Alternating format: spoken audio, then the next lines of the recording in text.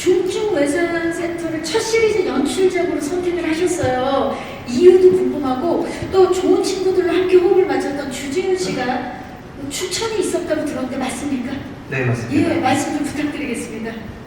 제 첫 영화 이후로 약 10년을 방황하고 있었는데 이게 고민이 많아지더라고요. 그래서 이제 그때 생각했던 게 이제 취향도 재능이다라는 거를 스스로 되새기면서 제 취향이 너무 좀 좁았던 게 아닌가라는 생각으로 그것들을 넓히는 과정들을 공부를 많이 하고 있었어요. 근데 그때쯤 마침 주지훈 배우가 저한테 연락을 줘서 이 작품 한번 같이 해보자라는 얘기를 하더라고요. 그래서 처음에는 약간 결이 좀 다를 것 같은데 라고 하다가 자세히 한번 다시 보니까 정확하게 보이는 지점이 하나 있더라고요. 그 백강혁이라는 캐릭터와 주지훈이라는 저 배우가 가진 결이 너무 똑같아서 이거 한번 다시 뭉쳐서 하면 정말 좋은 작품 나오겠다는 생각에 연출을 맡게 됐습니다.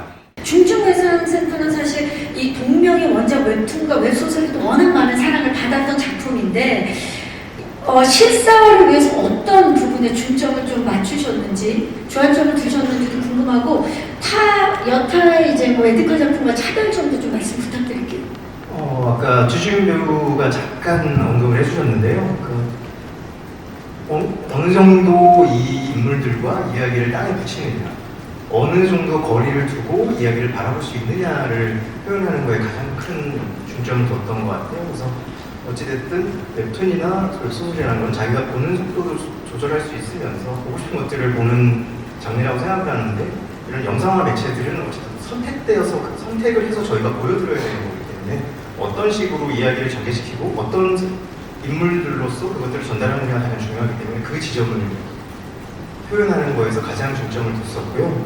그리고 두 번째 질문이 뭐였죠?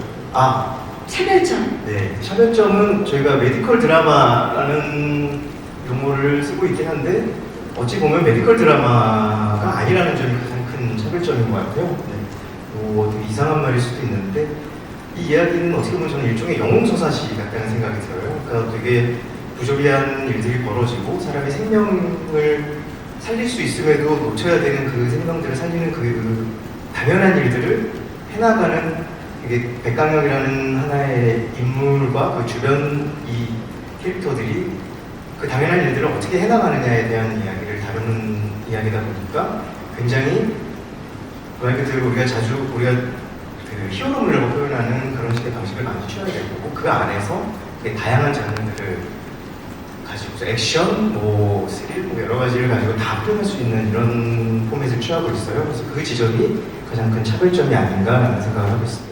사실 로케이션도 다양하고 그 블록버스터급 볼거리들이 다양한 걸로 알고 있는데 조금씩 말씀을 부탁드립니다. 세 장면 정도가 생각이 나는데요. 저희 좀 전에 화면에서 보셨던 대교 시퀀스하고 이제 대규모 화재 장면, 그리고 지금 말씀하셨던 모로코에서의 장면이 있는데 진짜 찍으면서 아니 내가 이렇게 큰 작품을 찍어도 되나 싶을 정도로 규모나 이런 것들이 크고 동원되는 인력, 장비 이런 것들이 태어나서 처음 본 것도 너무 많이 봤어요. 특히나 모로코 가서는 몇백 명의 사람들과 함께 카메라 6대를 동시에 하고 드론 날리고 하면서 근데 다행히 그 그림들이 좀 잘 살아난 것 같아서 되게 마음에 들고요. 화재씬이라든가 아까 말한 대교씬 같은 경우도 고생을 엄청나게 많이 했는데 현실적으로 구하기가 너무 어려서 고생을 많이 했는데 어떻게든 찾아내서 잘 구현이 된 것 같아서 굉장히 감동으로서 뿌듯한 작품입니다. 네, 감독님도 뿌듯함을 표현해주고 계십니다. 감독님께는 이 중증외상센터가 작년 6월 시작될 의사파업 이후 처음 공개되는 일이더라고요. 그래서 이거를 처음 기획했을 때와 지금의 사실 대중들의 반응이 좀 다를 수도 있다고 생각을 하는데 이 작업을 하면서 어떤 고민을 하셨고 시청자들이 어떻게 봐줬으면 좋겠는지 그 부분에 대해서 말씀 주시면 감사할 것 같고요. 네, 이제 이 지점에 대해서는 조금 어려운 질문일 수 있어요. 그러니까 이게 제 입장에서는 아까 말씀드렸던 이 이야기가 어느 정도 현실과의 관련성을 가지고 있느냐로 답변을 드릴 수 있을 것 같아요. 좀 거리감이 완전히 땅에 붙이고 있는 의료 전선을 끼고 있는 그 의사들의 고군분투하는 이야기만을 다뤘던 작품이라면 굉장히 좀 조심스러울 수 있는 부분이었는데 이 작품 같은 경우는 현실적으로 보자면 그 지금 시기라든가 이런 지점도 굉장히 모호한 작품이에요. 그러니까 지금 2025년 지금은 사실 전국적으로 중증센터가 이미 다 활성화가 돼 있는 시기란 말이죠. 근데 저희 작품에서는 그 부분을 정확하게 몇 년도라고 찍고 넘어가지 않지만 굉장히 과거의 이야기를 다루고 있으면서 거기 등장하는 인물들이나 이런 사람들의 캐릭터성도 어떻게 보면 굉장히 좀 만화적인 캐릭터로서 진행이 된단 말이죠. 그래서 제 개인적으로는 이 이야기를 무슨 그런 현실에 대한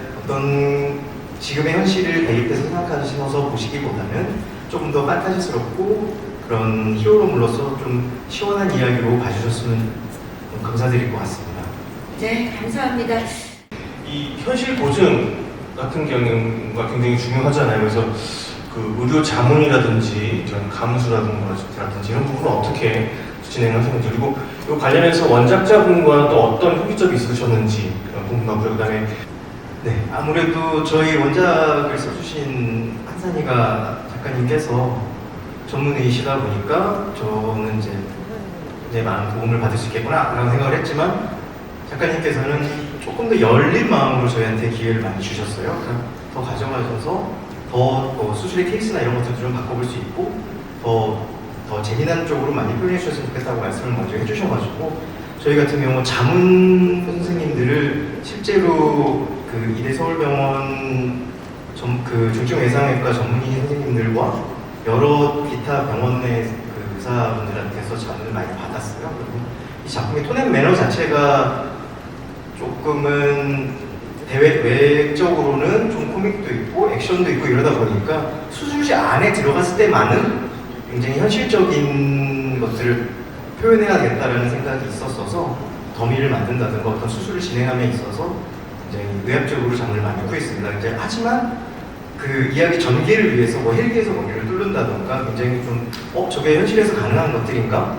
라는 의문이 드실 지점들이 있는데 제가 근데 그 의문을 저 역시도 해소했던 건 뭐냐면 현장에서는 무슨 일이든 벌어진다라는 그 자문 선생님의 말씀이었었어요. 그러니까 그런 행동을 하는 게 의학적으로 맞지 않을 수는 있지만 이 사람을 살리기 위해서는 뭐라도 해야 될 경우 할 수 있는 행동들을 백강하면 다 할 수 있다라는 전제하에 그리고 그것들을 가장 그 설득력 있게 보여드리기 위해서 노력을 했습니다. 네.